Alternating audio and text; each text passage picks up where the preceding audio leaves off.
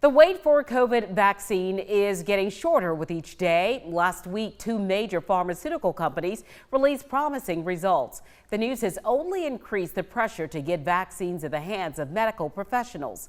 News 2's Sophia Desasor reveals that race is taking place right here in the Lowcountry. Off Bowman Road in Mount Pleasant sits the Coastal Carolina Research Center. This is like nothing I've seen before in clinical trials, and I've been doing this a long time. Behind these doors, the search for a COVID-19 vaccine is on. Nowadays, it's all about COVID. Dr. Cynthia Stroud and her team are partaking in several different vaccine trials, including Moderna. The pace has been much faster than anything before.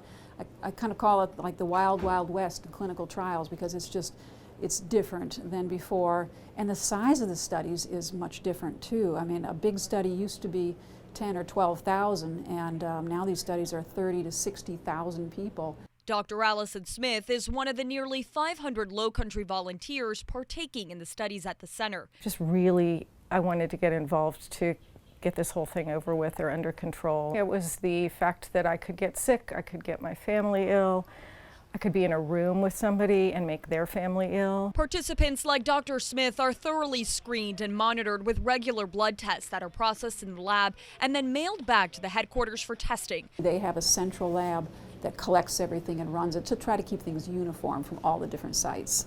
Demands for facilities like this one are at a record-breaking high. Coastal Carolina Research Center staff has increased by 85% since coronavirus swept the nation. So I suspect we'll be doing COVID vaccine studies for another year or two as they continue to learn things and adjust the vaccines. The anesthesiologist says it's a decision she didn't hesitate to make. I'm not really scared of vaccines, I'm scared of the diseases, so I'm hoping that this helps. It's that devotion that Dr. Stroud says is crucial in the search for an effective vaccine. It is very rewarding to realize that folks are coming in to play their part in trying to find a cure. It's their little piece they can do, and I really appreciate that. Reporting in Charleston, Sophia Desasor, Count on 2.